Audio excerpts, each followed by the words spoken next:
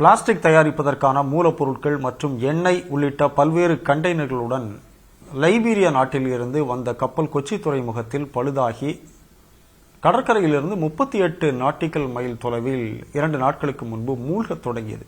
இதில் இருந்த கண்டெய்னர்கள் மிதக்க தொடங்கி இருக்கின்றன. அதில் கேரள கடற்கரை பகுதிகளிலும் சில கண்டெய்னர்கள் ஒதுங்கி இருக்கக்கூடிய சூழலில் கன்னியாகுமரி மாவட்டத்தின் கடலோர பகுதிகளில் இன்று ஒரு கண்டெய்னரும் மிதக்க தொடங்கி இருக்கிறது. எனவே இதிலிருந்து வெளியாகக்கூடிய பொருட்களால் என்னென்ன ஆபத்துகள் ஏற்படும் என்பது குறித்து பேசுவதற்காக பூவுலகின் நண்பர்கள் அமைப்பினுடைய ஒருங்கிணைப்பாளர் திரு சுந்தரராஜன் நம்மோடு இருக்கிறார். வணக்கம் சார். இந்த கண்டெய்னர்கள் ஒதுங்கும் போது அதில் இருக்கக்கூடிய பொருட்கள் என்னென்ன இருந்திருக்குன்னு ஏதாவது தெரிய வந்திருக்காது? அது நீங்க கேட்ட கேள்விக்கு போறதுக்கு முன்னாடி இந்த விழிஞ்சம் துறைமுகத்திற்காக சுமார் 10 ஆண்டு அல்லது 11 ஆண்டுகளுக்கு முன்பாக நடத்தப்பட்ட கருத்து கேட்பு கூட்டத்தில் பேசிய ஒரு மீனவர் ஒரு கேள்வி கேட்டார். சரி, இந்த துறைமுகம் கட்ட போறீங்க, ரைட்டு, இந்த துறைமுகத்துக்கு கொண்டிருக்கின்ற கப்பல் மூழ்கி போச்சுன்னா எங்க நிலை என்ன ஆகுன்னு சொல்லி கேட்டிருந்தார். ஒரு 10 ஆண்டுகளுக்கு முன்பாக விழிஞ்சம் துறைமுகம் வர வேண்டாம் என்பதற்காக மீனவர்கள் அந்த மக்கள் கருத்து கேட்க கலந்துகிட்டு இந்த கேள்வி கேட்டாங்க. இன்னைக்கு அவங்க கேட்ட கேள்வி பிரதமர் நாட்டுக்கு அர்ப்பணித்த 3வது வாரத்தில் உண்மையாகி உள்ளது. இந்த விபத்து என்பது ஏற்கனவே பல்வேறு தரப்பட்ட மக்களும் விழிஞ்சம் துறைமுகம் அனுமதிக்கக்கூடாது என்று சொன்னதுக்கான ஒரு முகாந்திரமாக இது அமைந்துள்ளது என்பதை நாம் பார்க்க வேண்டும். இது ஆக்சிடென்ட் நடந்துருச்சு. விழிஞ்சத்திலிருந்து கொச்சின் போய் கொடுத்த அந்த கப்பல் MSCங்கிற கப்பல் இன்னைக்கு மூழ்கி போய் கிட்டத்தட்ட 600க்கும் மேற்பட்ட கண்டெய்னர்கள் அதிலிருந்து மூழ்கி இருக்கு. 600 கண்டெய்னர் அதில் இருக்குது, 640 கண்டெய்னர் அதில் இருக்கு. அதில் பல கண்டெய்னர் பருத்தி இருக்குது, கண்ணாடி சாமான்கள் இருக்குது. ஆனால் மிகப்பெரிய அளவிலான விபத்துகளை ஏற்படுத்தக்கூடிய ரசாயன பொருட்களும் அங்கே அதுக்குள்ள வந்திருக்குது. எண்ணெய் இருக்குது, ஹெவி டீசல் இருக்குது, இது மாதிரி பல்வேறு நச்சுப் பொருட்கள் அங்கே இருக்குது. ஸோ இவையெல்லாம் கரை ஒதுங்க ஆரம்பிச்சிருக்கு. இன்னைக்கு எத்தனை கரை ஒதுங்க போகுது, எந்த மாதிரியான பொருட்கள் கொண்ட கண்டெய்னர்ஸ் கரைக்கு ஒதுங்க போகலாம் வரக்கூடிய நாட்கள்லாம் தெரிய வரும். சிலது மூழ்கலாம், சிலது கரைக்கு ஒதுங்கலாம். மூழ்கினாலும் அதில் இருக்கின்ற கனிமங்கள் என்ன ஆகுன்ற விஷயங்கள் இருக்கு. இன்னைக்கு நம்ம ஏன் ரொம்ப அதிகமாக கவலைப்படுறோம் அப்படின்னா, ஏற்கனவே இந்த கேரளாவின் கடற்கரையும் சரி, கன்னியாகுமரி பகுதியும் சரி, ஏற்கனவே கடல் மட்டம் உயர்வு, கடலரிப்பு, காலநிலை மாற்றம், அரபிக்கடலில் ஏற்பட்டுள்ள பெரும் கொந்தளிப்பு, இவை எல்லாற்றும் ஒரு மிகப்பெரிய சவாலான விஷயமாக மாறிட்டு இருக்கு. இந்த தருணத்தில் இந்த பின்புலத்தை தான் நம்ம அந்த ஆக்சிடென்ட் பார்க்கணும். ஸோ இன்னைக்கு கன்னியாகுமரிக்கு நிறைய பிளாஸ்டிக் பொருட்கள் அந்த கடற்கரை முழுக்க ஆக்கிரமிச்சிருக்கு. ஏன் நம்ம சிக்கலாச்சுன்னா, அங்கேருந்து நம்ம மன்னார் வளைகுடா பகுதி ஆரம்பிச்சிருது. கல்ஃப் ஆஃப் மன்னார் அங்கே கன்னியாகுமரி பக்கம் ஆரம்பிச்சிருது. கன்னியாகுமரி, தூத்துக்குடி, ராமேஸ்வரம், ராமநாதபுரம் வரைக்கும் அந்த கல்ஃப் ஆஃப் மன்னார் பகுதி இருக்குது. அது மட்டும் இல்லாமல் கன்னியாகுமரியோட தெற்கு பக்கம் ஒரு வெஜ் பேங்க் என்று சொல்வார்கள். அந்த வெஜ் பேங்க் தான் மீன்கள் உற்பத்திக்கு மிக முக்கியமான பகுதி. மீன் வளம் எங்கே செழிப்பா இருக்கும்னா வெஜ் பேங்க் எங்க இருக்கோ அங்கதான் செழிப்பாக இருக்கும். அது ஒரு மீன் உற்பத்திக்கு முக்கியத்துவம் வாய்ந்த பகுதியாக எழுதலாம். கடலில் கூடிய மீன் உற்பத்தி, அது சரியான தமிழ் டிரான்ஸ்லேஷன் யாராவது தமிழ் மொழி அறிஞர்கள் தான் செய்யணும். அது வெஜ் பேங்க்னு சொல்லுவாங்க. ஸோ ஒரு மிகப்பெரிய அளவில் மீன் உற்பத்திக்கு இருக்கக்கூடிய ஒரு இடத்துல போய் இந்த பிளாஸ்டிக் பொருட்களும் நச்சு பொருட்களும் ஹெவி டீசலும் போய் சேர்ந்துச்சுன்னா மிகப்பெரிய ஒரு பேரழிவை நம்முடைய மீனவ சமூகத்துக்கு ஏற்படுத்தும். கடற்கரை வாழக்கூடிய மக்கள் எல்லாருக்கும் ஒரு மிகப்பெரிய சவாலாக இருக்கும் இந்த கப்பல் மூழ்கி இருப்பது. மீன்கள் மட்டும் இல்லாம கடல்வாழ் உயிரினங்கள் எல்லாமே பாதிக்கப்படக்கூடிய அபாயம் நிச்சயமாக இருக்குது. பவளப்பாறைகள், பவளத்திட்டுகள், இந்த கால்சியம் கார்பன் ஒரு கெமிக்கல் இருக்குன்னு சொல்றாங்க. அது தண்ணியோட சேர்க்கும்போது வெடிச்சு சதறும். நல்ல வழியாக இதுவரைக்கும் அது மாதிரி ஒரு வெடிப்பு நிகழவில்லை. ஆனால் அந்த கால்சியம் கார்பைடோட ஒரு தன்மை என்னன்னா, தண்ணியோட சேர்ந்துச்சுன்னா மிகப்பெரிய அளவில் வெடிச்சு சதறும். அது அந்த கண்டெய்னர்ஸ்ல இருக்கதா சொல்றாங்க. வெடிக்கும் போது என்ன ஒரு எக்ஸ்ப்ளோஷன் நடக்குமோ அதான் அதோட எஃபெக்ட் இருக்கும்.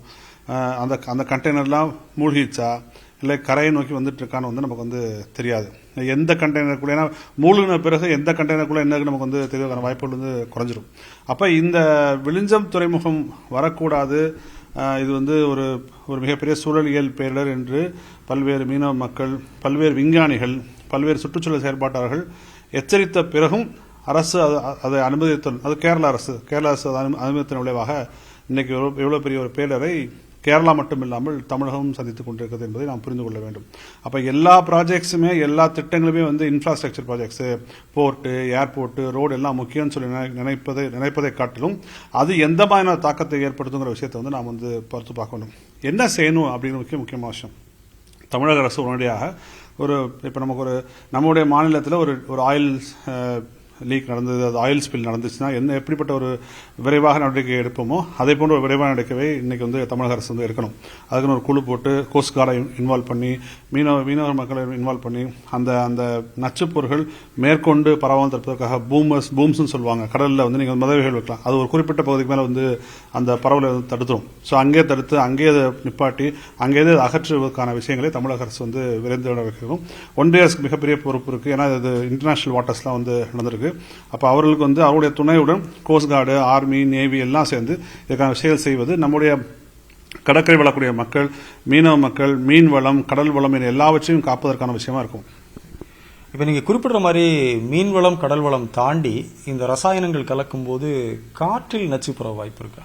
அதாவது நுண் துகள்கள் வந்து பரவதற்கான வாய்ப்புகள் நிச்சயமா இருக்கு. அப்ப கடற்கரையோரம் வாழக்கூடிய மக்களுக்கு ஒரு சுகாதார சீர்கேடு நிச்சயமாக வந்து ஏற்படும். இப்ப நம்ம சென்னையில் எண்ணூர்ல ஏற்பட்ட ஆயில் ஸ்பில்லே நம்ம பார்த்தோம். அந்த மக்கள் வந்து ஒரு சுவாச கோளாறு ஏற்பட்டு மருத்துவமனைக்கெல்லாம் போனதை வந்து நம்ம வந்து பதிவாயிருக்கு. அதை வந்து மக்கள் கூட பார்த்தோம். அப்ப நிச்சயமாக இது வந்து ஒரு சுவாச கோளாறு ஏற்படுத்தும்.